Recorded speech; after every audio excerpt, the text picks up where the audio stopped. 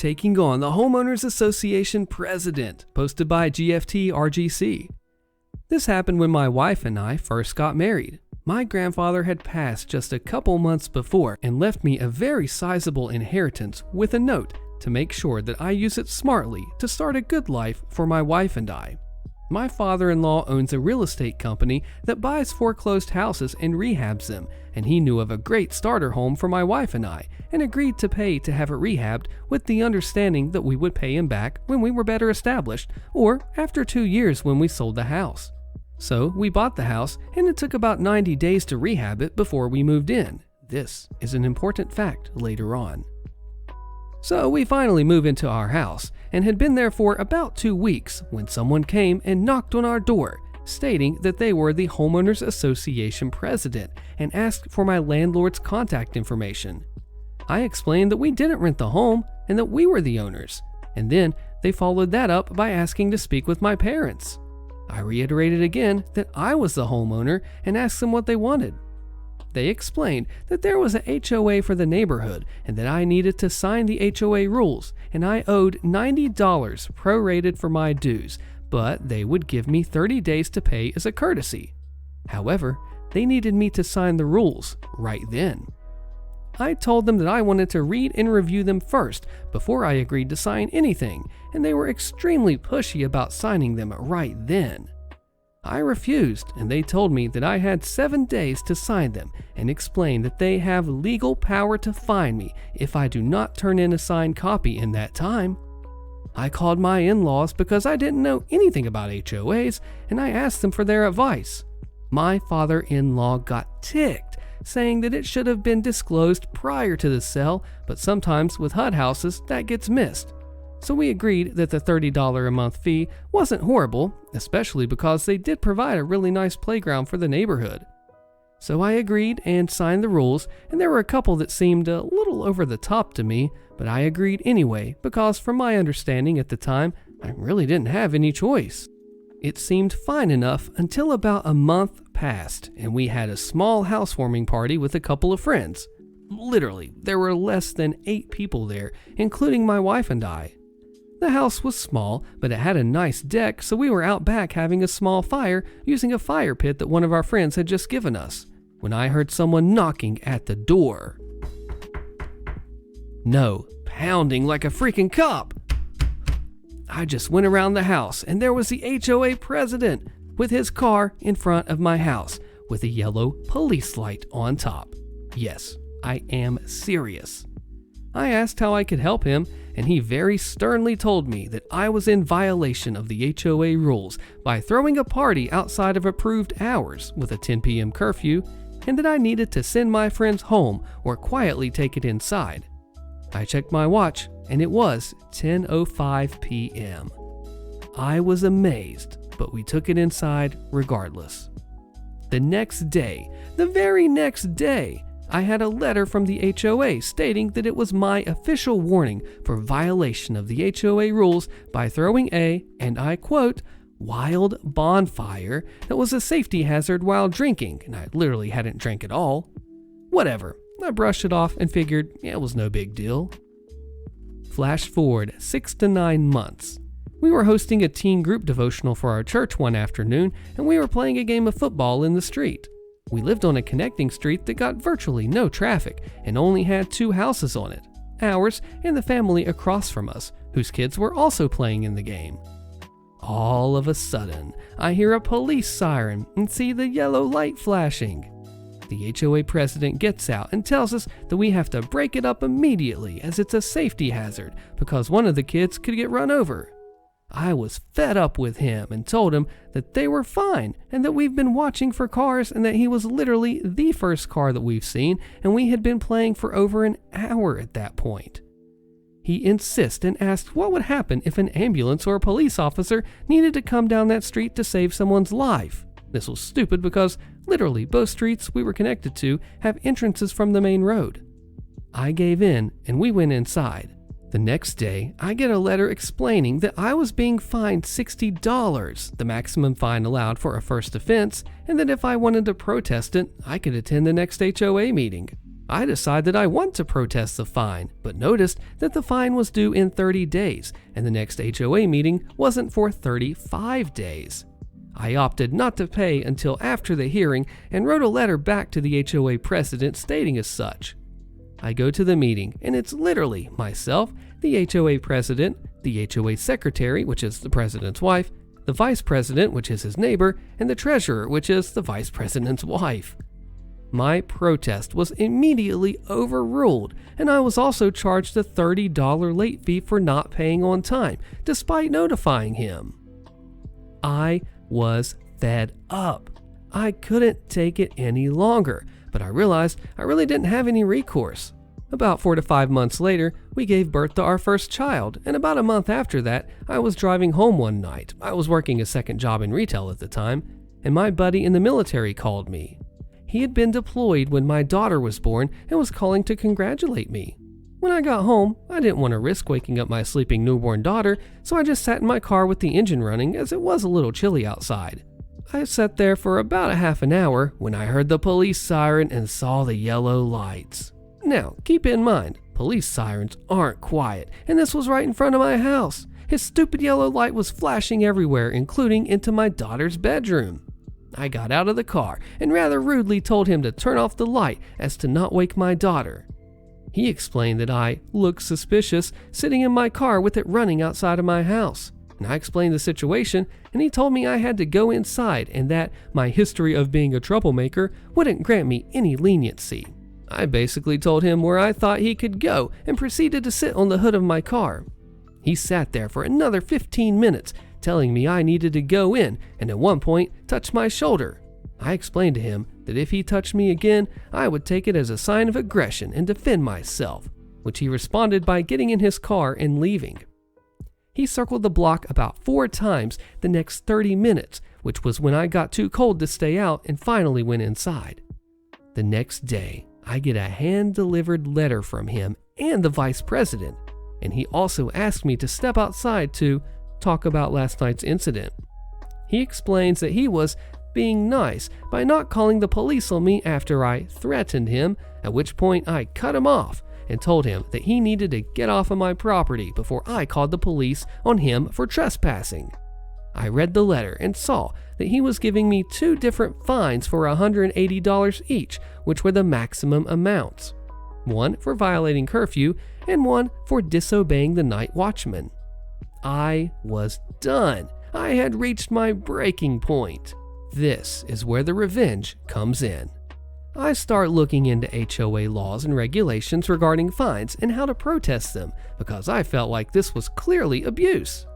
I find that the law states that you must be notified of an HOA 10 days prior to closing on a house and must be served with the HOA rules within 45 days of purchase, or you are not subject to being forced to participate in the HOA. I remember that we weren't served until after we moved in, which was close to 90 days after we closed.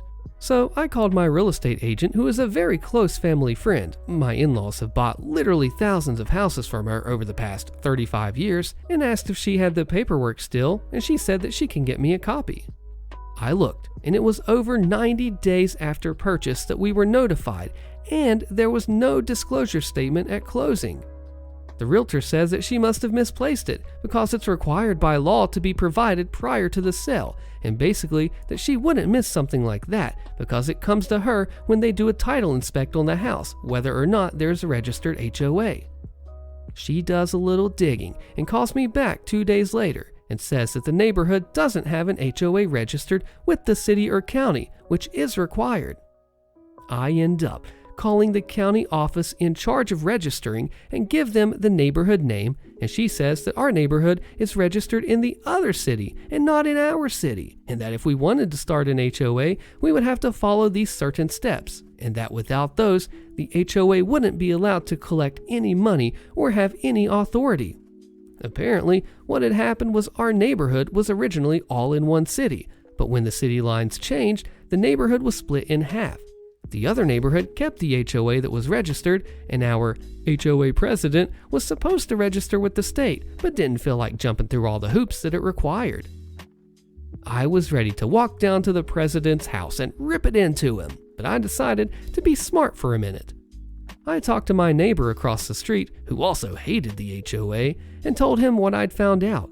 He was furious about it as well. We talked to a few more, and we got a group of about 10 of us together that agree that we need to show up at the next HOA meeting, and word had apparently spread, because there ended up being more people than the library meeting room could host.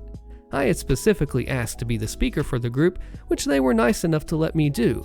The president tried to prevent me from speaking due to being overdue on my fines, which at this point I'm about 3 weeks late on my last set of fines, with a $30 a week penalty on each fine, so my current bill is set to be about $540. But hey, I spoke anyway. I explained to them that I had contacted my in-law's attorney, also a family friend, who had drafted together a lawsuit regarding the fact that they were impersonating a registered HOA in order to collect money from us, which was fraud. The president dismissed me and said I had no idea what I was talking about and that he had enough of my antics.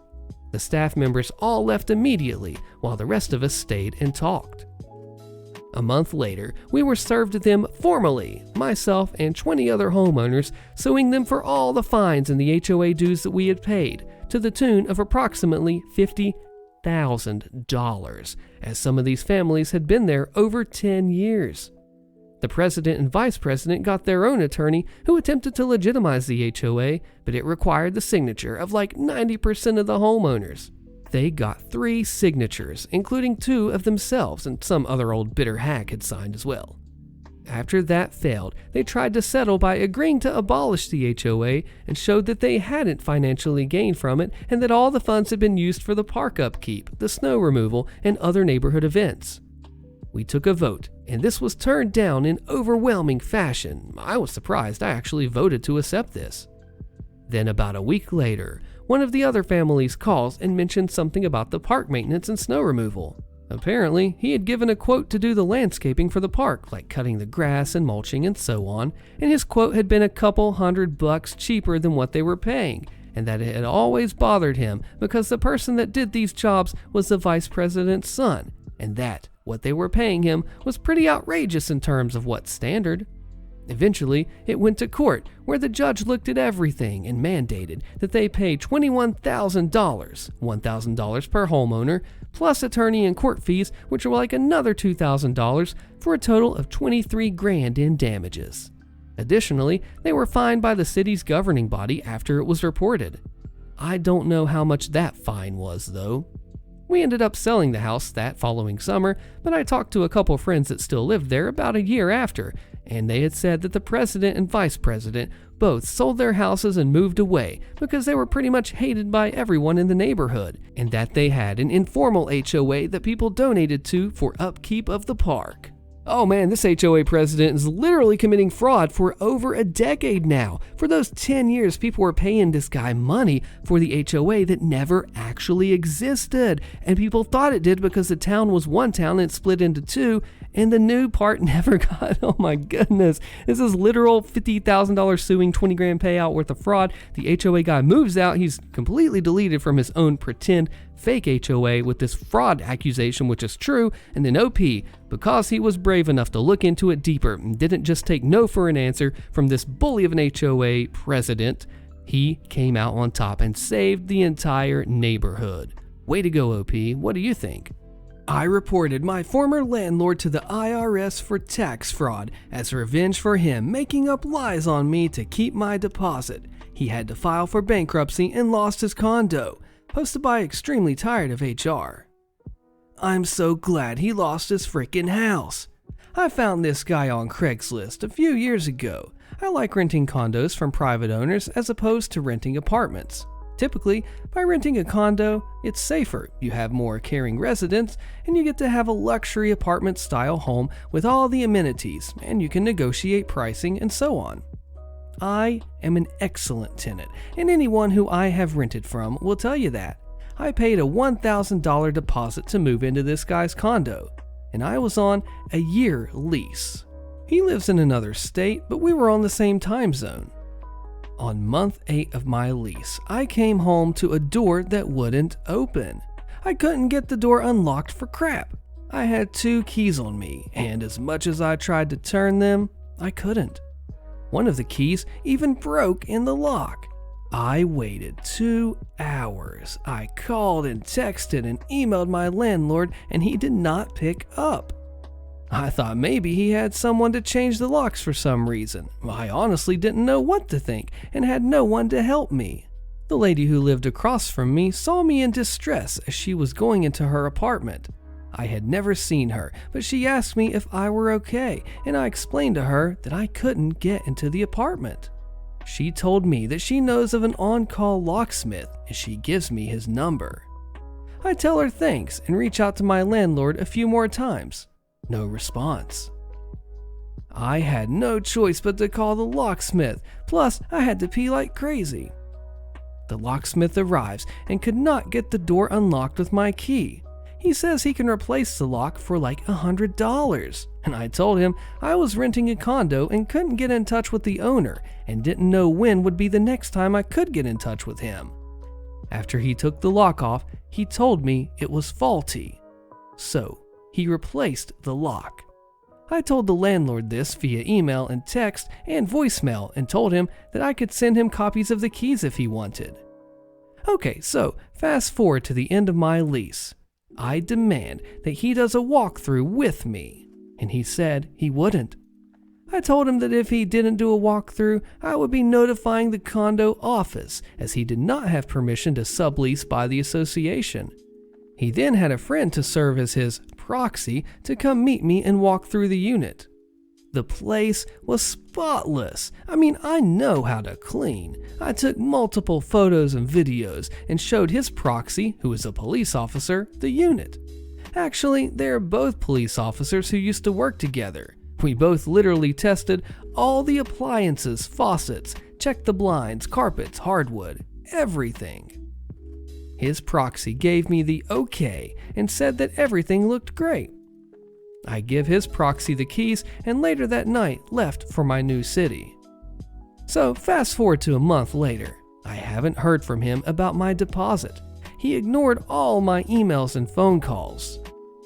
He finally gets back with me 2 months after I moved out and has all this ridiculous made-up crap about how I damaged his unit. Broken blinds, scratches on the hardwood floor. He made it seem like I damaged his door by getting the lock replaced. He even said that there were scratches on the outside of his door, rust here and there, broken dishwasher, sink, and oven, broken dryer, just all these lies. I would never leave a unit in that condition. He sent me an itemized list of all the charges that magically came out to be $1,000, the same as my deposit. He was always planning to keep my money. He wanted that money to either ball on it or upgrade his condo, and I hated him. I decided I wasn't going to go to court because I had moved to a different state and I live alone, but I thought of something. He rented to me under the table and likely didn't claim my rent payments as earned income. I had all my wire transfers on my bank statement. I had his routing and account number and a copy of his driver's license as we agreed to swap IDs when I signed the lease to make sure that I wasn't getting scammed. I found his out-of-state address online, gathered all my bank statements, gathered his bank account numbers, and made a report with the IRS.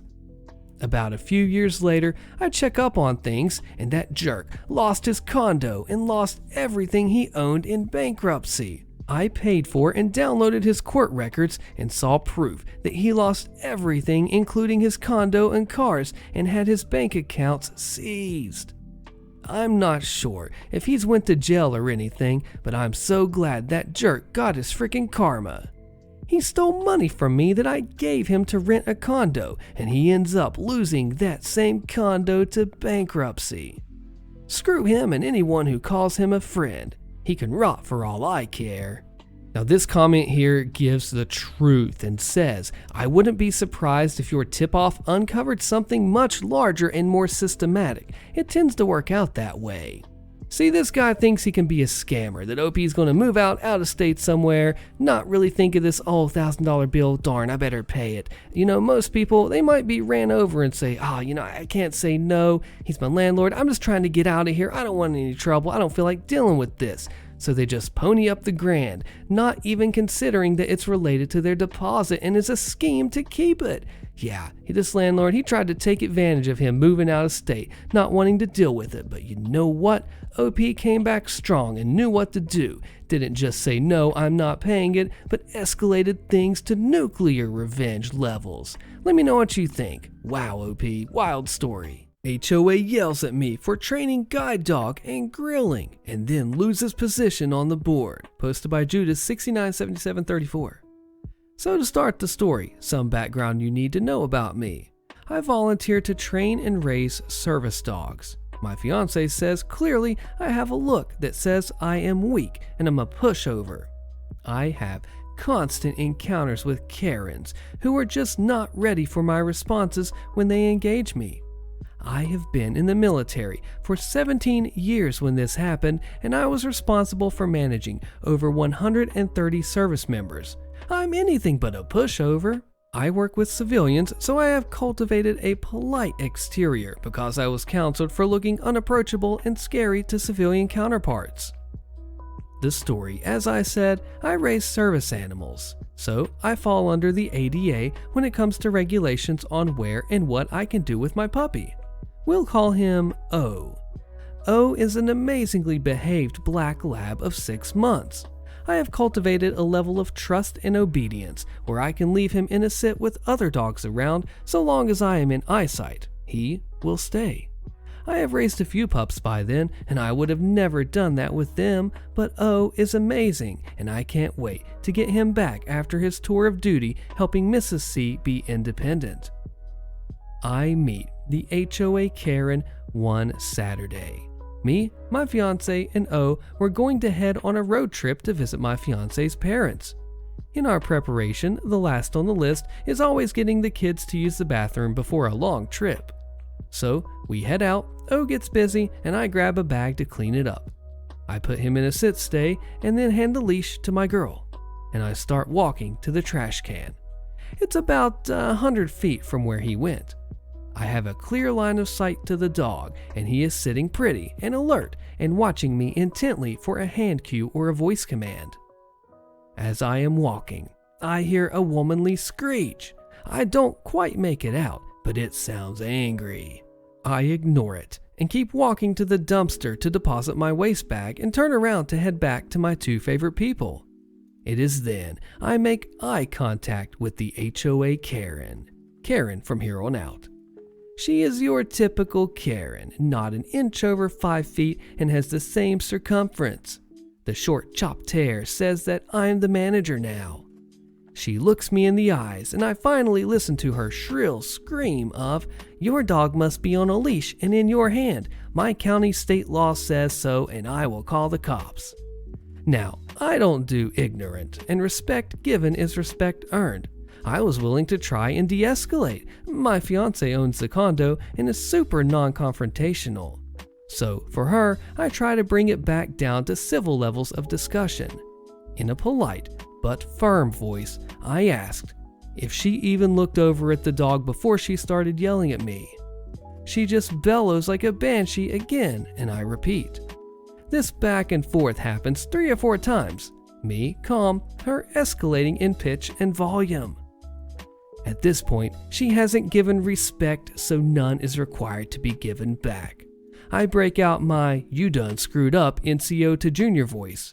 It is loud, it's firm, and it clearly states that I'm done with your bullcrap, lady. I clearly tell her if she would have taken 2 seconds to look, she would see that the dog is sitting on a leash in someone's hands. She stops bellowing at me, looks, turns a bit red in the face, and then musters, "You could just say thank you." To which I curtly reply, "Shut the heck up and get out of my face." She waddled quickly off, tail tucked into the condo door.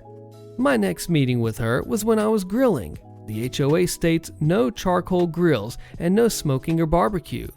I was born in the north, but as a military brat, moved to the South since I was 2. There is a difference between barbecuing and grilling. Barbecue is 12 plus hours with coals or hardwood or wood smoking. Grilling is cooking meat on a grill instead of the stove. The HOA put out a reminder, no barbecuing on the premises and no coals. So I was like, awesome, get a small propane grill. It's not barbecue, but it's better than nothing. So I was out grilling and I hear the banshee cry all too familiar now. Again, she didn't come up to me and talk. She just started screaming. So I looked her right in the eye and with the same firm voice, shut the heck up and go away. If you say one more word, I'll be the one calling the cops for harassment by an HOA member. She sputtered something about no grilling or open flames, and I told her to screw off, show me in writing by someone else other than her. She waddled off, and then I was approached by the HOA president with the HOA bylaws, and I sat down to read them, during which my fiance started a conversation with them about another issue that we were having with them. She was in the middle of having the state attorney's office ask some questions about activities that they were trying to force her into paying for. It wasn't going well for the HOA, and she took this opportunity to introduce herself. While she may be non-confrontational when it comes to small things, she will stand up for herself when it comes to it. Her introducing herself changed everyone's tone, and they became oh so polite. Karen tried to play the victim to her and say that I was mean and could use some manners when engaging with people. I loved my soon-to-be wife, and she let her paint her tale how she was a victim. When she finished, she looked her dead in the eyes and said, "You know, I was the one holding the leash, and I was standing right here when he was grilling, so nah, you got the same respect that you gave." She paled and faded to the back, and that's when the president of the HOA stepped in and told me that I can't have the grill and that I can be fined and I needed to follow the rules of the HOA, or next time he'll be the one calling the cops. Well, President, roger that. It is my job to enforce regulations in the military. I spend hours reading instructions. Nothing pleases me more than when I can shove the black and white in a butthole's face at work to get my guys what they are owed or to force them to do the job right. So, you want me to follow the rules? Copy that, buddy. So I began my research and I found a few interesting things. First off, no HOA bylaw can be enforced if it is not in the state database. Next, this particular HOA's bylaws were last updated in 1994. It was 2016. They state that they follow my county's fire code, which follows NFPA. And finally, the gem, the exact latitude and longitude coordinates of the HOA's property lines. So I get a login for the state's database and print the HOA's bylaws. I print the NFPA, which states in a multifamily home you can store propane tanks no bigger than 2.7 liters, but they can total no more than 5.4 liters cumulatively. I go to Lowe's, I get a rope tape measure, and I get some stakes. I pull up Google Maps and mark that HOA boundary line on it. Lo and behold, what do I find? A drainage ditch that is city property not 10 feet from where I was grilling. So I take my coordinates, my stakes, and I go carefully mark off the section of city property. Now, for the revenge. I call the city and county fire departments and request a permit to grill on said city property. They said, go for it. I didn't need a permit for it. No one would care. I insisted, and they said, it's my $50. They issued and an event open flame. So with both permits, it was $100, but I got permission from the city to grill there for 6 months. The next day at 0700 hours, I went to set up. I carefully measured so that I was at least 3 feet into the city property. I set up my cooler with enough meat and beer to grill till doomsday. And then I waited for the fireworks. It didn't take long for Karen to come screaming at me. I mean, I was 10 feet from the community pool and 3 feet from the sidewalk gazebo that led to the pool. I just hit record on my phone and politely told her that she has no need to yell and I am breaking no laws. She kept screaming about no grilling and how she is tired of me and she is going to get me arrested and kicked out if it's the last thing she does. She hasn't liked me since she saw me and has just been waiting to get me kicked out. Now that she knows which condo is mine, it's just a matter of time till she finds something.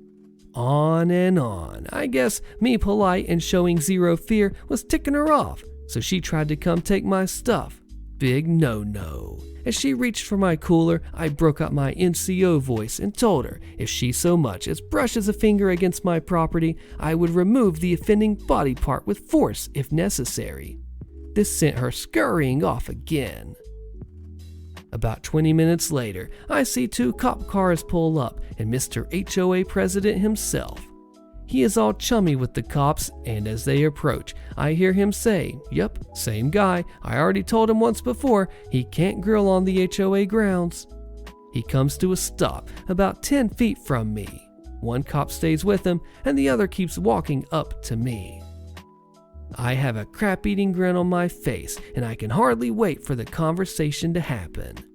The cop is slightly off-put by my joyous face and my slight giggle. When I ask what seems to be the problem, officer, I get informed that I am in violation of the bylaws and have been warned once already, and I am going to receive a ticket for disturbing the peace for threatening the HOA when they were trying to enforce the rules, ticket for an illegal open flame, a ticket for illegal storage of flammable substances, on and on.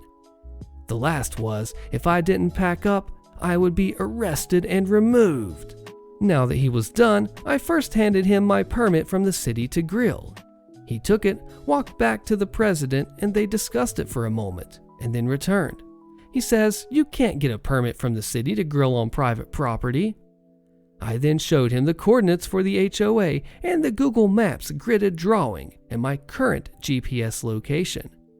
Mind you, I am smiling, handing sheet after sheet to him because the grid was not all on one sheet and had addendums. It took about 4 minutes to explain it to him. As I was about to hand him more, he held up a hand to stop me. He then asked how long I had planned this with a smirk. Well, I told him, about a week. He gave me a look of disbelief, but moved on. He then asked me if I threatened Karen. I just played back the recording to him, and then at the end, he said, "Nothing seems out of place here. You are free to go." I stopped him and asked if I could file a complaint for HOA harassment through him. He said, no, that the city clerk office is the correct place, but he would document harassment by the 2 of them and file the report for me. In my state, it's illegal to be harassed by the HOA. It comes with jail of a few months, fines as high as $5,000, and immediate removal from the board, and the possibility of recovery of damages. I settled for them both being removed from the board instead of filing a complaint. I waved to Karen every day I grill or showed her my leash if I had O. Funny comment about a HOA. Says, a good HOA is a unicorn. We're not actually sure one exists, but there are rumors. Of course, it could just be a broken down old horse with a horn glued to its forehead, and you don't realize the truth until you've bought into it. Now this is a bit of revenge malicious compliance combination here, isn't it? Because the Karen jumps to conclusions as they are wont to do with the half a brain that they have and says that, oh, no leash, dog running, going crazy, and then OP says, oh, here is a leash. Now the grilling on the property I can see as being a danger, sure, but then OP takes it off the property. It is only just a small distance, but technically it is far enough. OP literally measures it out and finds out that he's in the clear, but he doesn't tell them because they now come and eat crow, marking their words, eating them too, and then finding out by the cops they can get them both taken off the board. Now my question in all of this is, was OP right to just toe that line and push those limits in this way to know and bring them in and lure them into this trap? Or was that the wrong way to approach it? Let me know what you think. D-Bag makes my life hard, so I ousted him for insurance fraud. Posted by Flying Donkey Dong 69. Here we go. A little over a year ago, I started working as an electrician with my dream company. I got good hours, $25 an hour, great coverage, and a crap ton of experience. My employer was a decent, family business kind of guy who always commended me on my work and understood whenever I needed to take time off, which I tried to limit to as little as possible. Yep, I was living the good working life. Until we hired Carl. Carl was a man's man, a big, beefy jock kind of dude who strived to be as manly as possible. Any guy who deviated from the path of manliness was relentlessly ridiculed and humiliated by Carl. Use gloves? Ridiculed. Hate spiders? Ridiculed. Pee sitting down because you're too lazy to stand and use a urinal? Ridiculed. This guy was an absolutely sickening sight to most guys on site, and I was one of, if not the most picked on guy. It seemed like that everything I did was an invitation for the guy to take a verbal dump on me. I brought it up to my employer, but Carl played the innocent card and somehow had people to help back him up on it. So the ridicule continued for a while until I had enough. This man was a thorn in my side for too long, so I wanted revenge. I didn't know how I'd do it, but I was determined to get this jerk back. Thankfully for me, Carl was a boaster, and he boasted about a lot of stuff that he really shouldn't have. One such thing was the time that he got away with insurance fraud. As he tells it, his parents used to spoil him rotten. In his early 20s, they bought him a car and insured it for everything. I'm talking fire, theft, vandalism, the whole 9 yards. But the ungrateful brute wasn't happy with the car they got him. They would have none of his complaining, and he would have to deal with it until he ran the car into the ground. That was until his friend suggested the crazy idea of falsifying an insurance claim. He reported his car stolen, and it was found by the police 3 days later, burned out in a back lot. His insurance net him a decent sum of money, which he then used to buy a better car and fully insure it. He even boasted about how the insurance company, in full name, never caught him and how stupid they were. This was how I'd get back at him. I let a coworker who was also sick of Carl in on the plan. I would record him admitting to committing insurance fraud and send a copy of the recording to the police and the insurance firm. I bought a little recording device and hid it in my pocket during work. When Carl was in earshot, I started up a conversation with my coworker about how I'd used to get away with stealing candy bars from a corner store that I lived by when I was a kid. As soon as Carl heard me, he retorted with a, "Ha, that's nothing," which I took as my cue to start recording. The fool of a man blathered out everything and did a good job giving details. At the end of it all, just to seal the deal, I said, "Really, Carl last name, criminal extraordinaire, got away with insurance fraud?" With his arms folded in triumph and a smug look upon his face, he replied, "You're dang right, I'm smarter than I look, huh?" That night, I took my proof home and converted it into an audio file on my computer, and I used a burner email account to send it to the local police station and his insurance company. 3 days later, Carl didn't come to work. He didn't come in the next few days either. I eventually learned that he got arrested at home and is currently on unpaid leave from work. Now he's not fired, but he's not receiving money either, so it's just as bad as being fired. So, not a super big revenge story with a climactic ending, but I'm definitely satisfied with the outcome. I mean, this story does qualify as pro because you literally put the guy on a suspended leave. It's funny because he's all high and mighty, like, "I know that I got away with this, I'm so proud of it," and he admits it. The people that he called stupid and foolish, he is actually the one that holds that badge of honor. It's not actually a badge of honor, but you know what I mean. Carl, you screwed up, man. You got too prideful and boastful in your experiences, and it all came crashing down on you like that house of cards that you probably built out of nothing, man. Way to go, OP. What do you think? Neighbor gets expensive smart home appliances installed on Wi-Fi with no password. Calls the police when I let them know that's bad. Posted by ULFR. I was farting around with a crappy laptop's Wi-Fi card, and I saw that I had an access point that I could connect to that wasn't there before. Signal was so-so, and I had my own internet, so I didn't bother trying to use that one, so I just sorta forgot about it. About a week later, I was unplugging some stuff and accidentally unplugged my wireless router, and while it was unplugged, my phone found the next accessible Wi-Fi access point, which was the one I'd found previously and not really bothered with. Not my circus, not my monkeys, you know? Then my phone pops up saying I need to install all of these smart home apps to make the appliances work, which didn't make sense. I'm enough of an IT guy to know that unless there's a burning need for it, home automation isn't really the best idea. Absolutely no telling who can access that information. These people had their garage doors, heating and air conditioning, lights, interior and exterior, televisions and refrigerator hooked up to a Wi-Fi with no password. In the industry, we call that dumb as a bag of hammers. Once I plugged the router back in to appease the suddenly irate family members wondering where the internet went, I hooked up my dog and took him for a walk. Before I left the house, I installed the smart home app and turned on one exterior spotlight and then looked for the house it was attached to. Presumably, if I was able to use their Wi-Fi, they were in line of sight. Once I saw the light that was on, I turned it off to make sure. The house was on the next street over, directly behind my house. There's a huge hill in the way that the builders left because Mother Nature didn't flatten my part of the country as a courtesy, so lots can be next to each other without being easily accessible. That meant going the long way around. My dog is an adorable 35-pound cockapoo who has much better people skills than I do.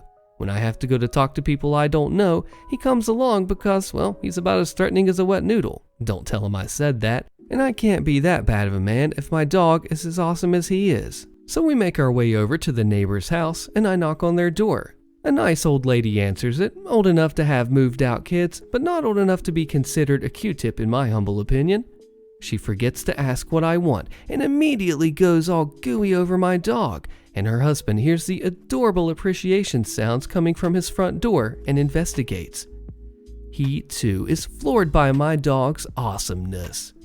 There's about a minute of him getting all the attention, and I thought building a rapport before I remember why I'm here. I ask how they like their new smart home stuff, and they immediately start getting weirded out. Husband says, "We like it just fine. How do you know we got all that stuff?" Please don't take this the wrong way, I say, but you don't have a password on your wireless. My phone connected to it by accident and told me about all the stuff you had installed.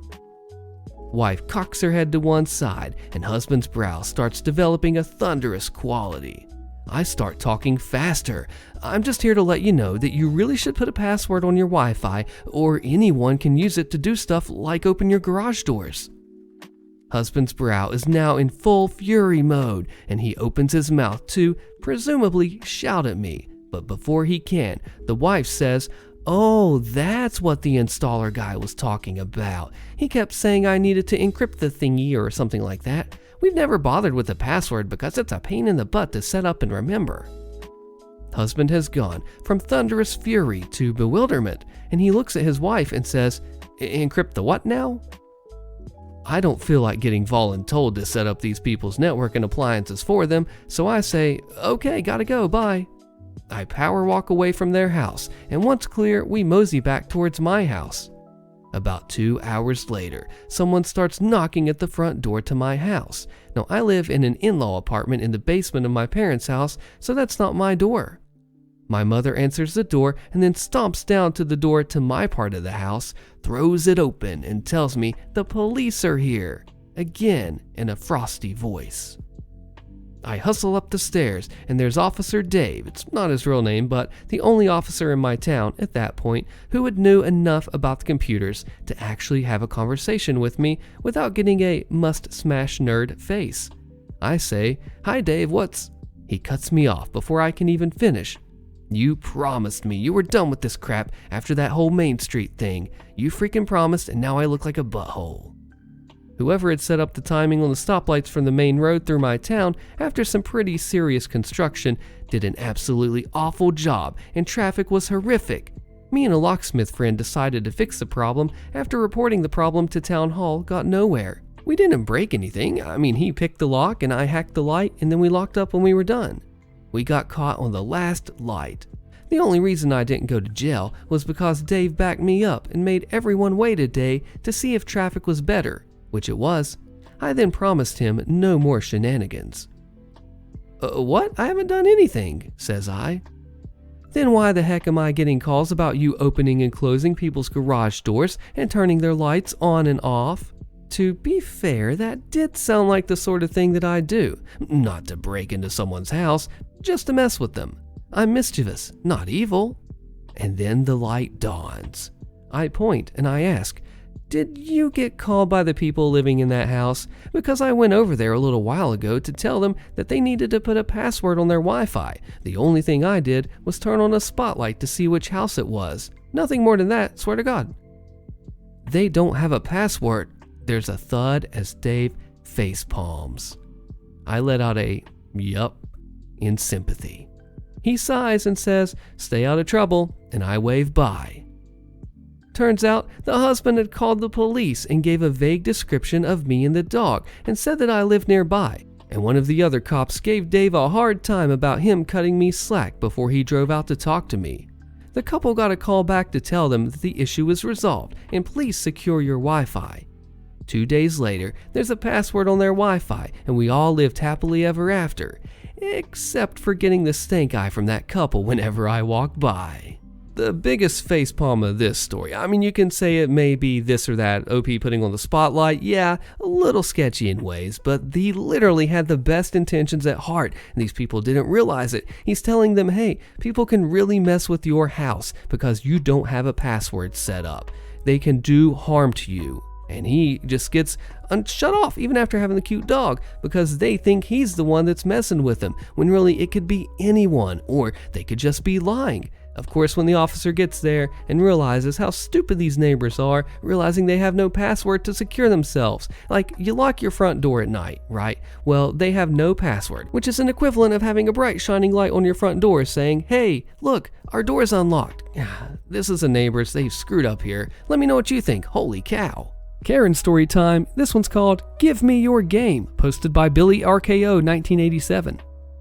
I live in an apartment with my wife for 5 years. This situation happened recently. I was sitting at our kitchen table eating dinner and playing Pokemon Pinball. I was using my Game Boy Color. I had our kitchen window open and the blinds moved so I could get a good breeze from outside, and I figured, what could go wrong? Well, enter Karen and her son. Never even seen her before. I'm playing my game and I hear something behind me. I assumed the family of birds that live in the tree right outside were the family of bunnies. Wrong. A boy asked me what I'm doing. My back is to him, and I explained that I'm eating dinner. Stupid me decided to say I'm also playing a game. I told him the game and the handheld that it's for. He said, okay, went to his mom who was a few feet away. I went back to what I'm doing. Well, the boy came to my window again and asked if he could play it.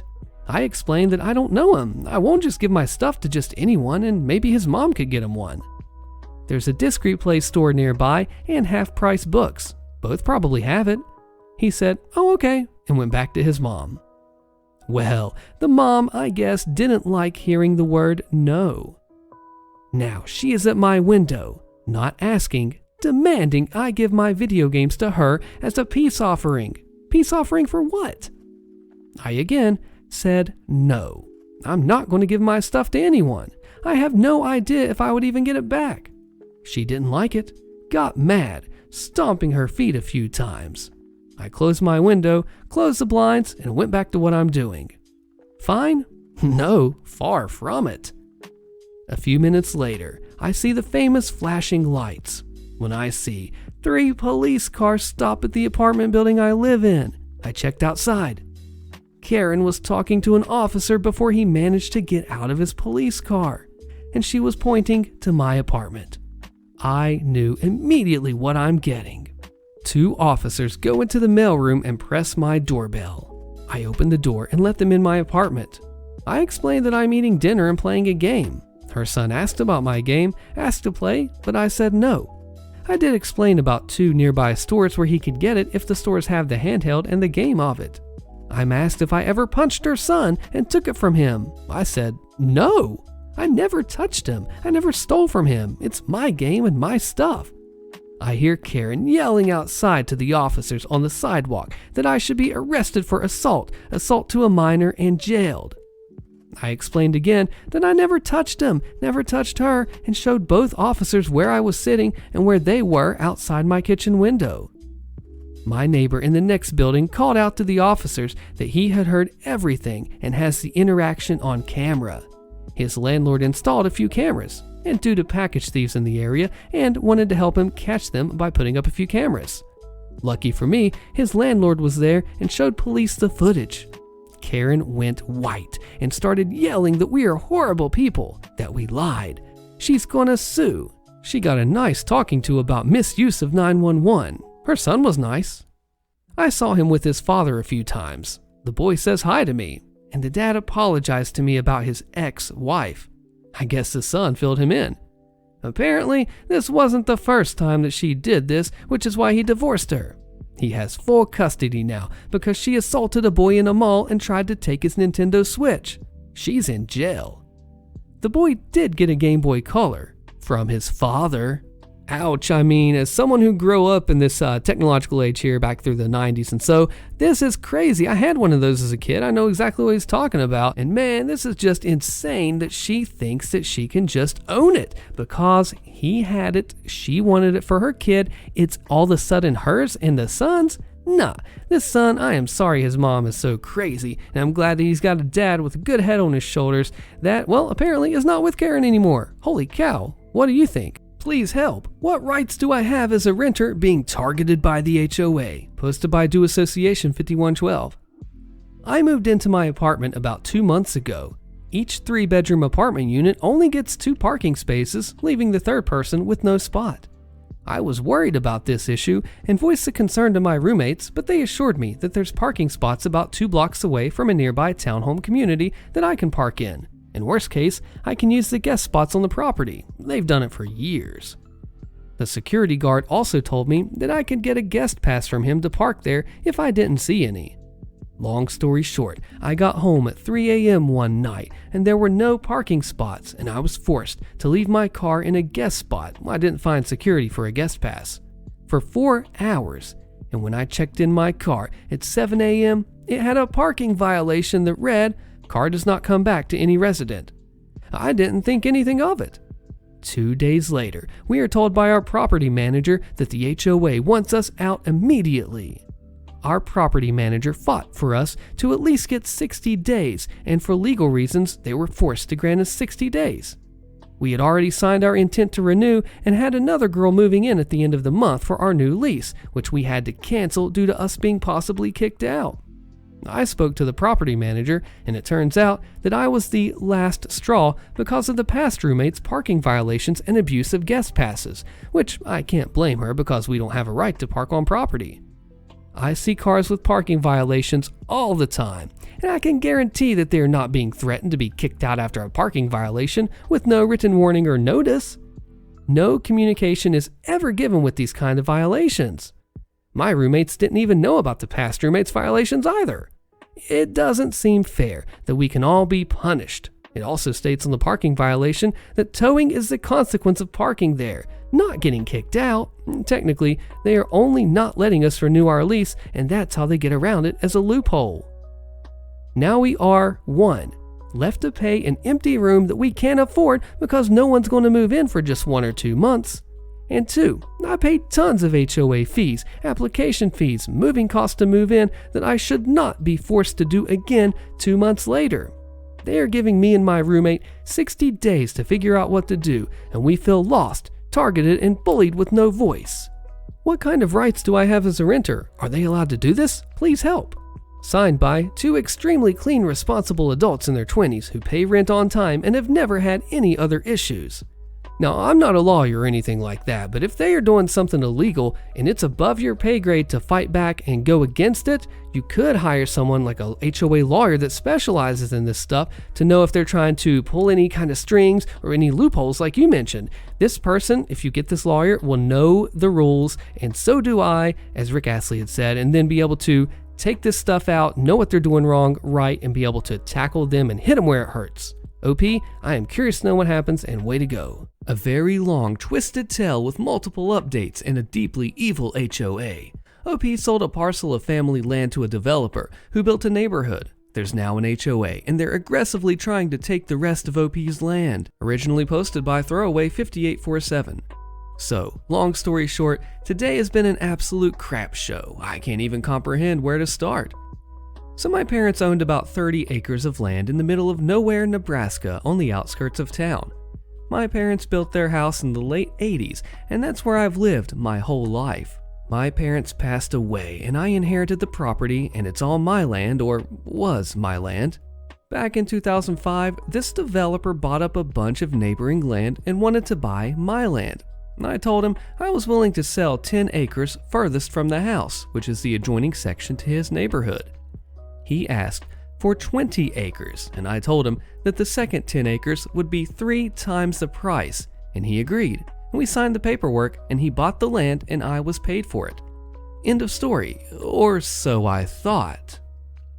The land sat empty for over a decade, since it took a while for him to sell the plots of land that he made to home buyers, and his company built houses. From about 2005 to 2012, the land sat empty, and I didn't mind. I still mowed the grass and whatnot to keep it tidy, but I never tried to take the land over or anything. By fall of last year, he had finished the entire area, and there's about 200 homes in that neighborhood. Because of the neighborhood, my 10 acres is now worth about 10 to 20 times what it was originally worth, and the HOA knows that. Since September of 2017, I've had a bunch of angry letters and citations left on my property and in my mailbox. Some of them include having a barn larger than 7 by 7 feet. I actually have a 20 by 40 barn. They said having abandoned vehicles on my property. It's a project car shell that I'm working on. I have the actual chassis in the barn, but it needs quite a bit of work. I bought an old rusted body, and it sits outside and will continue to do so until I can deal with it. Having a non-conforming mailbox, which I still have no idea what the heck this is. Having improper roof tiles, again, no idea. I ignored them, and I told the HOA members that I'm not part of their neighborhood and therefore have no reason to follow their bullcrap rules. The HOA says since my property values have gone up, I owe back dues from the date I sold my land, before there was even a single house built, and have to correct everything on the list. The back dues are currently $10,200. But they state that if I don't pay by December 31st, 2017, I'll be charged interest that accrued.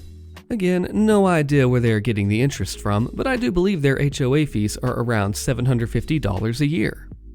It'll cost me about $15,000 to $20,000 to fix my house. I think it's absolute bullcrap that they can even make me try to do so. First, I went through all the documents I signed, and not a single document from the developer makes any mention of an HOA or my association with it. I have no idea why the HOA is coming after me. I live almost half a mile away from the nearest house that belongs to the neighborhood. The entire neighborhood has its own little custom street signs and lamps. I don't have any of that, so how can they say I'm part of the HOA? They said to either pay up or they will put a lien on my property and take it over. From what I understand, if I pay the $10,000, doesn't that mean I'm admitting to guilt and being forced into the HOA? Update.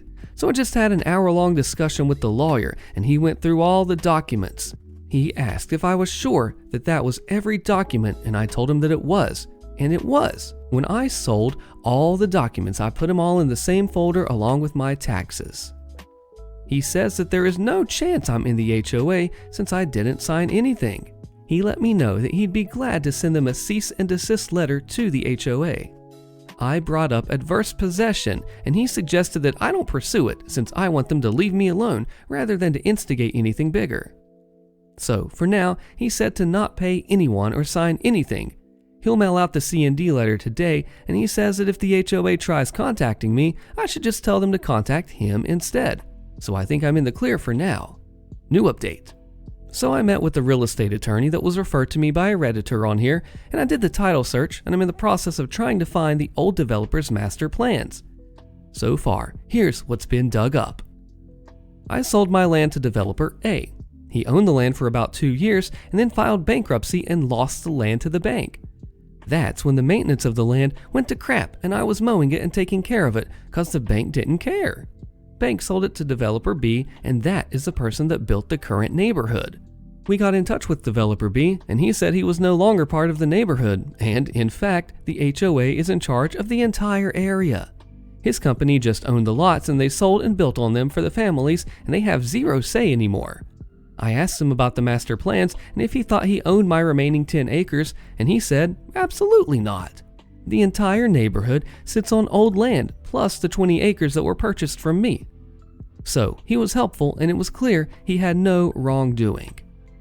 I spoke to the lawyer to see if we could file an adverse possession on the land that I maintained, but he said it would be a waste of time and money, but I was just going to do it to spite the HOA. The title search and everything came up clean. It showed my parents as the previous owners and then me, so no way they could have owned my land. The records go way back, and there is a clear chain of ownership, as my lawyer put it, and it's incontestable. We sent the HOA a cease and desist letter, as well as to stop contacting me unless they have actual signed documents that show I was part of the HOA. They never got back to me. I was out of town and came back last night to my mailbox missing. It was cut clear off of the post with a chainsaw, which was a wooden post with a metal mailbox on top. I told my lawyer this, and he says that that is a big deal and that USPS would send the person to jail. I repurchased an identical mailbox and I set up cameras all over the property. If they try it again, I'll have them on tape. But the biggest thing we uncovered was that we found out what they are planning. Turns out the HOA wants to put in another community playground and a pool and clubhouse, and they need land.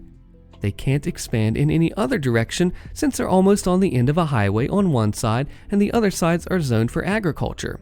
They decided they'd try to take over my land.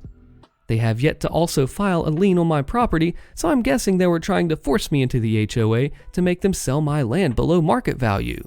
Either way, they showed their hand and now I'm on alert.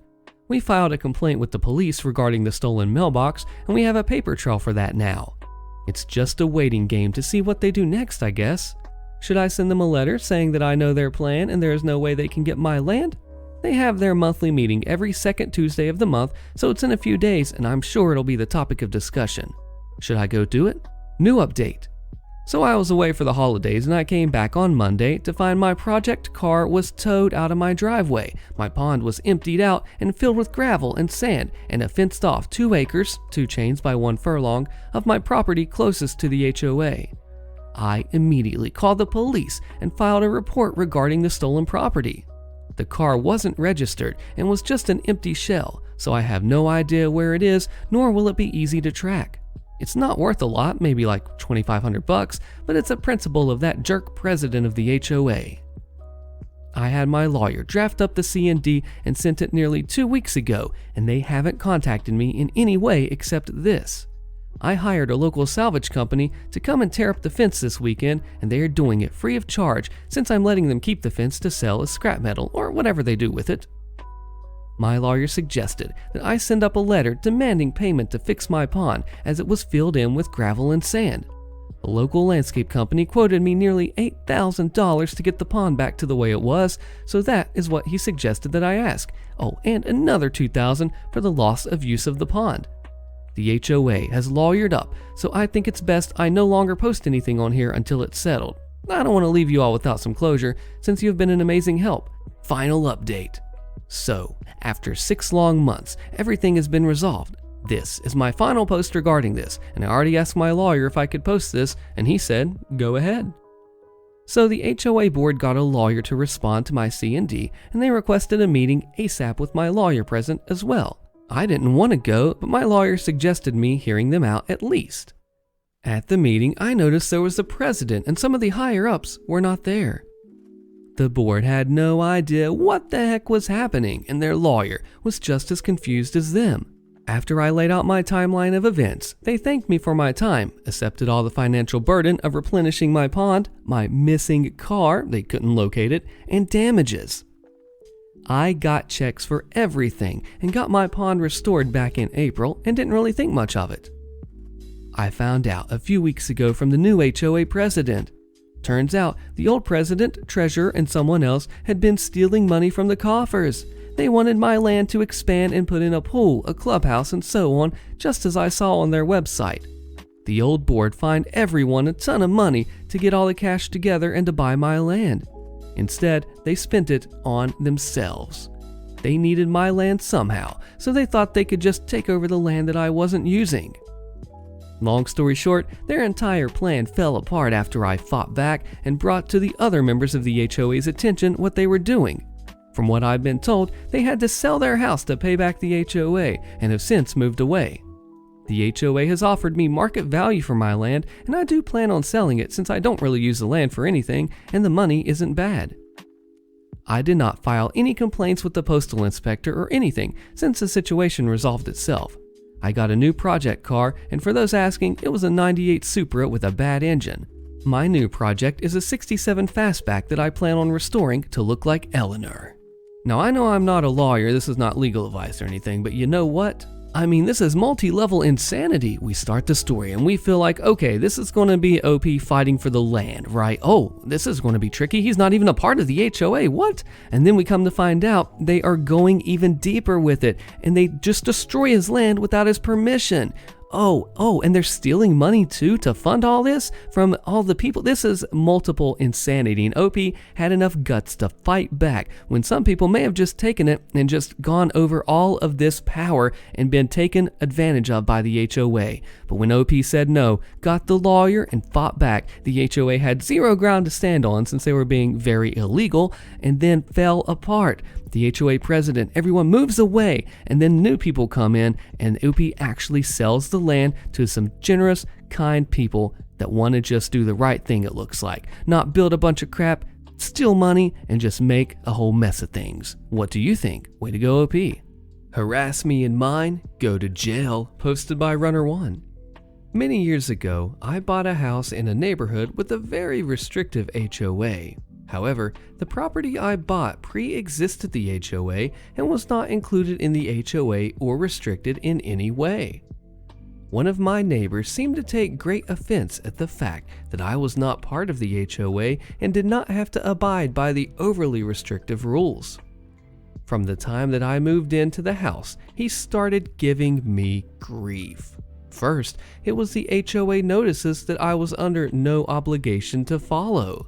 When that failed, he began to harass me at every opportunity. 4 months on end, this guy would call in noise complaints anytime I had guests over. No party, just guests. He also habitually called in code complaints and generally harassed me and my family in many other ways. 4 months, he made my life heck. Finally, one night while friends were visiting, we get a knock at the door. It was a police officer responding to another noise complaint. What? We were just sitting around playing cards. This was the last straw. I decided to get him back, and I formulated a plan.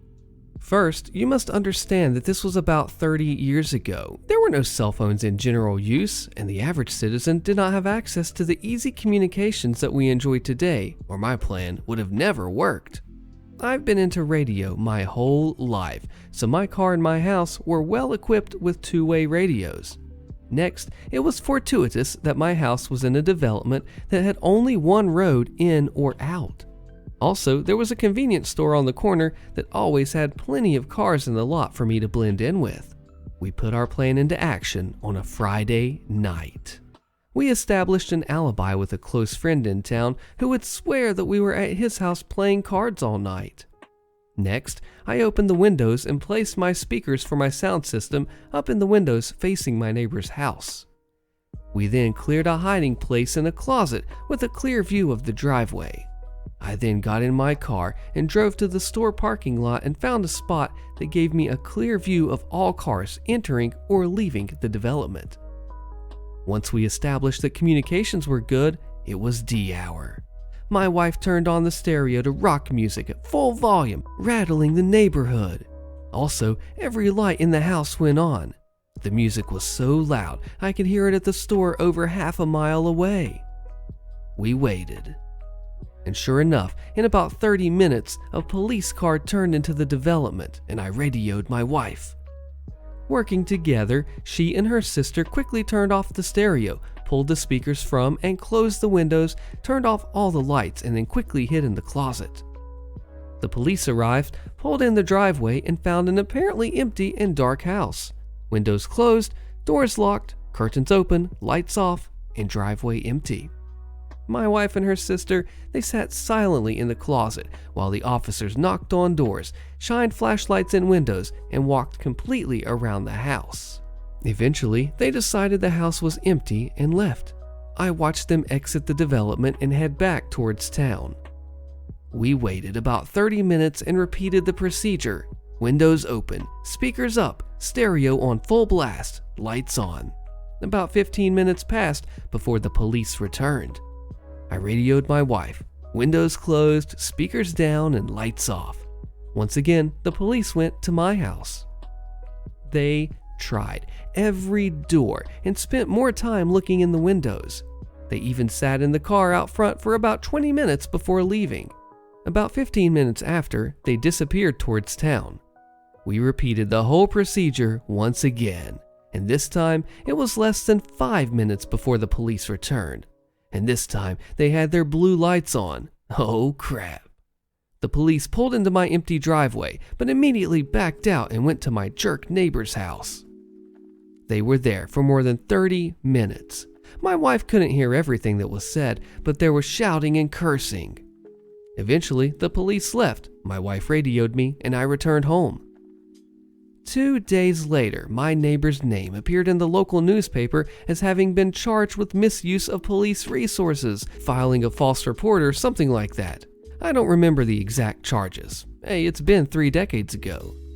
But after that night, I never have received another complaint, visit from the city, or police as the result of him, and the other harassment stopped. Now this story here is a true pro-revenge of taste of your own medicine in terms of going with noise complaints. Oh, you're going to do those on me? I'm going to put them in the mirror, stick them right back to you. Now, I do think that this HOA neighbor was clearly just wanting trouble, honestly, and the fact that the other neighbors were collateral damage, unintended, innocent bystanders was an unfortunate part of this revenge, but we do know that it got its point across with the HOA crappy neighbor here and delivered the pain. OP, you came out and you did what you had to do, got your point across, and unfortunately it was a little rough along the way with the other innocent neighbors. What do you think? New neighbor thinks my flags are an eyesore, posted by Michigan Kerr, and this OP is not even in the HOA. Check this out. Background. About 4 years ago, my township placed a new ordinance which forbids new freestanding flagpoles. This was to curb obnoxious political flag wars. It didn't work, as most involved in such things already had flagpoles, sometimes multiple, or they just mounted them to their trucks. I had a flagpole which, about 3 years ago while I was on vacation, was presumably knocked over by a drunk driver. They were never caught. I thought since my original pole was grandfathered in, confirmed at an onset of ordinance, a new pole wouldn't be a problem. I was quickly sent a warning and lost my appeal, having to remove the new pole. This saddened me, so I went looking through town ordinances and, lo and behold, there's no limit to how many single flags can be mounted on your buildings via poles. Hurrah! I now have 3 flagpoles on my garage. From left to right, we got an American flag, a POWMIA remembrance flag, and the third flag gets rotated per what I find humorous or speaks to me, usually non-political unless it's my "you are both idiots" flag. Currently, it's a Jolly Roger. Yeah, I'm a pirate, 200 years too late. This setup is specific. The American flag is the largest, and I don't want it smacking the house. and with the way the house is set up, no matter if you come from the left or the right, you'll first see that American flag and then the POW flag, followed by my last one. All 3 flags I have just replaced as of the first week of April. Now, I've had my share of headbutting with the HOA down the street. I'm not part of them. Sometime in the past few years, they have decided that houses in the HOA are only allowed 1 American flag and 1 military flag on the condition that you served in that branch. Not my circus. They can dictate that if they want to. Oddly enough, I have talked to the current head of the HOA, and the HOA has no issue with my flags. The color I painted my shed, however, that's another story. And now, on to the story. Loose dogs. I woke up this weekend to find 2 strange dogs playing in my yard. They quickly decide I'm a friend, and they follow my commands once they realize that I have treats. Awesome sauce. I secure the dogs, making one a quick collar because I live on a busy street and it's obvious they're someone's pets. Before I get the chance to try to call the number on one of the dog's tags, 2 older teenage girls run up looking for them. They don't have leashes on, shaking my head, so I loan them a couple of old leashes and find out that they've recently moved into the HOA. They promise to return my leashes and makeshift collar later that day. Yeah, no big deal. Worst case, I'm out something that, well, I really wasn't using anyways, and I've done my good deed for the day. A little bit later, I'm working in my garage tending to some seedlings I'm trying to get to grow, and I hear voices outside. So there's me, girl 1 and 2, and ornery man. Girl 1 says, "It was definitely this house. I remember the flags." I hit the remote to fully open the door. The ornery man says, "Well, I can't quite tell what he says, but I hear flags a few times and..." "He's nice, Grandpa," the second girl says. I go, "Hey, welcome back." "Sorry again they got loose. Thank you for your help." And they hand me back my leashes. Hey, no worries. It happens. I'm sure they'll get used to the area soon. But yeah, do try to keep an eye on them. There are predators around. "We'll try, thank you." "What's with these flags here?" He looks at the pirate flag. "We're not at sea." "Well, we used to have a flagpole, but it got knocked down. I thought the house looked odd with only 2, so I put up a 3rd for balance and whimsy." "Well, the HOA only allows 2 at maximum." Well, I didn't know they had that limit. I actually did know, I just don't care." "Well, you should." "I'm actually not part of the HOA, so if they want 2 maximum, it really doesn't affect me." "Well, you should follow their rules. It'll make for a better neighborhood." And at this point, the girls try to get him to change subject or just leave. Hey, I've had plenty of issues with them trying to push their rules on me. I'd rather they just stay over there with their list of rules. The girls look anxious and say goodbye, trying to convince Grandpa to go with them, but he stays behind. "Oh, but they bring up your property values. You should want to bring up theirs." He looks around. "Well, for example, by painting your house." I hold up my dominant hand, currently wrapped and recovering from surgery. "Yeah, it's too cold right now to paint, and I'm recovering from surgery, but I'll get it done this summer." "Well, at least you'll take down the flags when you paint. They're an eyesore." "Hey, I like them, and as soon as the paint's dry, they'll go right back up." "But you should comply with the HOA rules." I purposely did not buy a house in an HOA, and that HOA has given me enough headaches over the years. If the HOA wants them down, they can try to take me to court again. See, just one more reason you should do what the HOA rulebook says. You won't lose in court. I'm laughing and I say, "Okay, I've had enough of this conversation. Please have a good rest of your day." I hit the remote to close the door. The old man pounds on the garage door and I threaten to call the police. After a few, I hear him muttering some words, stupid, flags, and why, along with some odd noises. I go out the front door to see him literally hanging by my American flag. "What in the heck are you doing?" "Well, I'm taking down these eyesores." "Get the heck off of my property now." At this point, he loses his grip on the flag, causing him to land on my cement driveway. "Well, I'm going to sue you. I could have gotten hurt." "Look, I would have helped you up, but since you've mentioned suing me, that won't be happening." He takes another yank on the flag and ends up falling into the grass this time. "Give me your insurance information or I'll sue you." "Look, idiot, that flag and that pole, they ain't going anywhere. As for my insurance and suing me, go ahead, go ask your beloved HOA how that ended for them. A car pulls up with another man and the girls. Hey, look, your ride's here. Get the heck off my property, man. Some man says, hey, don't talk to my dad like that. Well, he doesn't seem to respond to polite request, I replied. Oh my gosh, he's bleeding. Yeah, and I would have helped him up if he didn't threaten to sue me. He what? Yeah, he tried to tear down my flags, fell off of the flag, and threatened to sue me. The man turns out red. Whoa, you probably pushed him. I never touched him, and I pointed at the camera. It's all been recorded if you want to see it for yourself. The man turns to his dad and says, what the heck are you getting into us now? Just get in the car, Dad.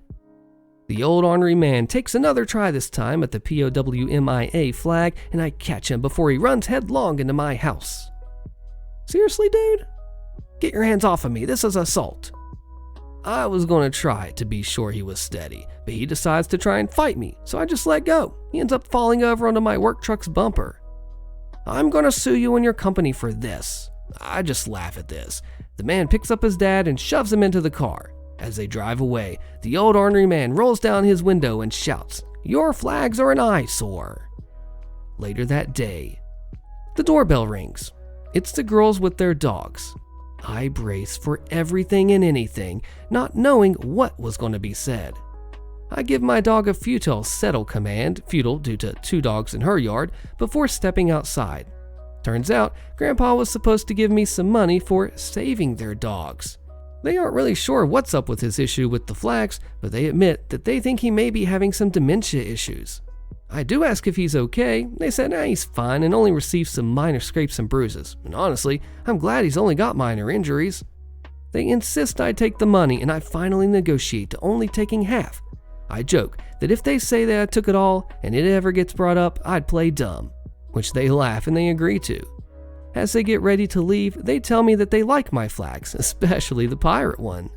Just when you think you heard it all, I've read quite a few HOA stories on this channel, and this guy's probably one of the dumbest on there. And then when we finally get to the part about dementia, I actually have a couple family members who have passed due to dementia, and I've seen the terrible things that it holds and that it does for them. So I do understand if this guy's going through that, but I just wish that this wouldn't have played out this way, because dementia is a terrible disease and this is a crazy situation for this all. But OP, you did good hanging in there. Arresting family members that steal your property. My entitled nephew stole from me one time too many.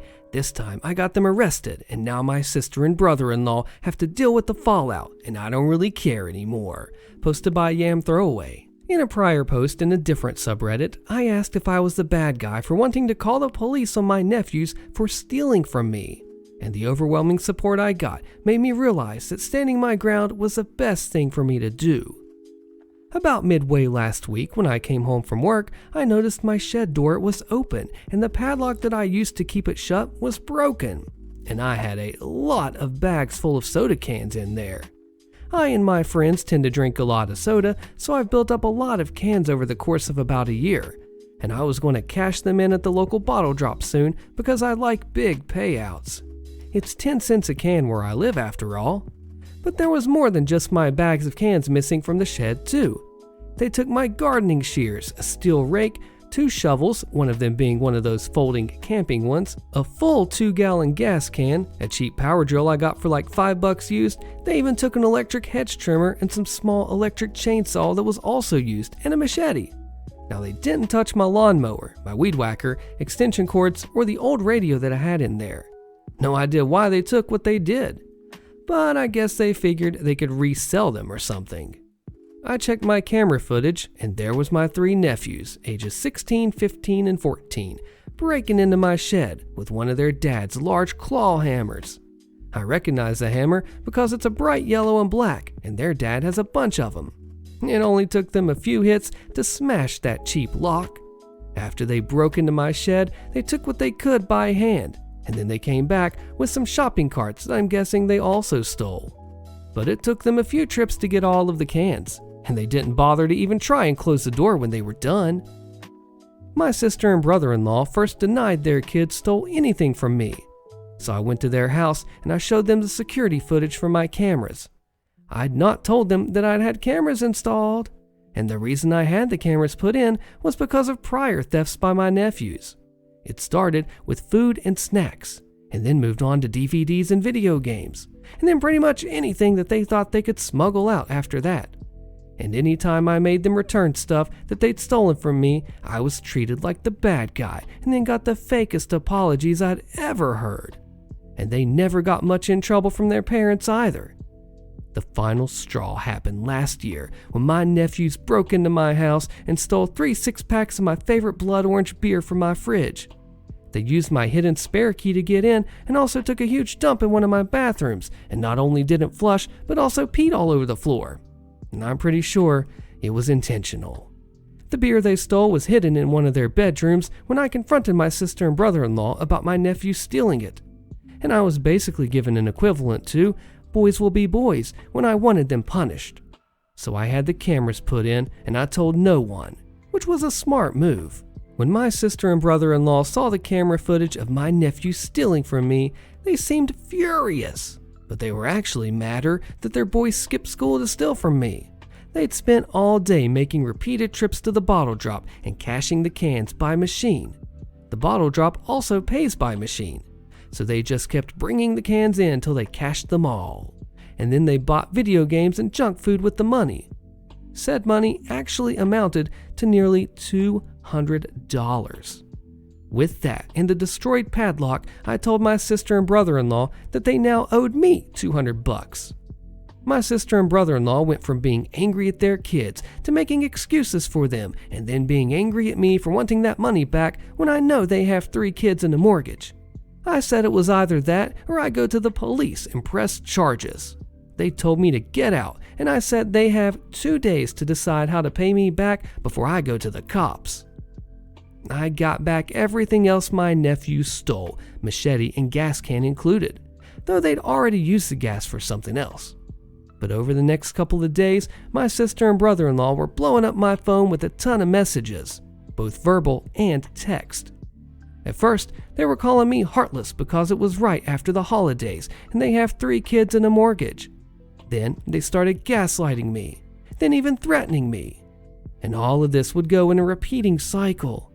My nephews chimed in from another cell phone and they were sending me lots of messages of their own, which were more fake apologies and gaslighting. My eldest nephew even sent me a picture of himself holding a soda can and giving me the middle finger. So I guess they weren't taking my threats of going to the police seriously because of family. When I last spoke with my sister and brother-in-law, they refused to negotiate any sort of method of repayment for what my nephews did, even when I suggested they just sell the video games that were purchased with the money from the cans. Then they had the audacity to say I'd actually tempted my nephews by having the cans in my shed to begin with. Oh yes, I'm the devil's snake that tempted my nephews with a shed full of cans that just screamed, money, money, money. So, that was it. I went to the police station that morning and filed the report. Gave them a copy of the video footage of my nephew stealing from my shed. I gave them the broken lock that they smashed, showed them all of the text which were screenshotted and also given as evidence. Heck, I even gave them a copy of the photo my eldest nephew sent me of him flipping me off. And I did tell the police that I found it worrisome that my nephews had taken the machete, but they classified it as a tool, especially since they took a lot of other actual tools.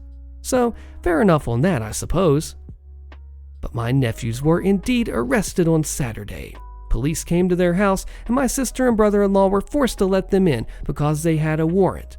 Apparently, all 3 of my nephews went from being cocky little craps to crying like babies when they were put in cuffs. I know this because a neighbor I'm acquainted with that's sort of friends with my sister was there to see it. And shortly after the arrest, my sister and brother-in-law were blowing up my phone again. They weren't able to get their kids out of jail till Monday morning. And now the boys are being charged with larceny, willful destruction of property and vandalism, and harassment. The police took this whole case pretty seriously, and there had been complaints about my nephews for some time. But nothing was proven until now. The past few months, bags of cans have actually been going missing all over the area. Don't know if it was my nephews or not, but they're likely suspects. And with word spreading of their arrest, let's hope other neighbors with security cameras come forward with more footage. My sister and brother-in-law showed up at my house too. I refused to open the door, and I told them that this all happened because they're enablers who refuse to hold their kids accountable for their actions. That made them just scream and pound on my door more till I threatened to call the police on them too. And since I've done it already, they know I mean it now. So they left without any more trouble. But they went back to blowing up my phone. I didn't block my sister or brother-in-law. Instead, I decided to just save all the messages that they sent me because I've made the decision to take them to small claims court over this. I don't really need or want the money, and I've already replaced the destroyed padlock with a much better one. However, the kids aren't the only ones who need to be taught a lesson. In the end, I hope I put them in enough of a hole that they learn not to screw with me ever again. I also have the full support of my family on this. My parents, aunts, uncles, cousins, and so on. They're all supporting me in this because my nephews have stolen from them too. And after banning my nephews from my house, some of them did the same. I'm going to push for my nephews to get community service. And the reason why isn't just because it's a good idea, but also because I know that they'll hate that the most. Whenever made to do any kind of work that they don't want to do, they just stand around griping and act like the whole world is against them. So hardly anything ever gets done. Perhaps a few hundred hours of unpaid work will teach them some manners. They've been spoiled far too much. Oh, the apple does not fall from the toxic tree. I mean, look, I'm a dad myself. I'm trying to train my kid up and just really help him in society to be a good, stable member. And these people are setting a horrible example for their kids. You know, the kids are going to copy their parents, and the parents wonder why the kids are acting all crazy. Well, the kids are just watching and learning from the parents. Kids pick up on so much stuff, and you know what? These kids need some lessons. They think it's funny. Well, they're going to do work. They don't want to do work. Well, that's how the world is. You got to work. You're going to pay for your sins here and your punishment. You're brave and you rock, OP, for standing up for yourself and your family. Way to go. Click my next crazy HOA Karen compilation on your screen to continue your listening session. Thanks for checking this one out, and see you in the next one.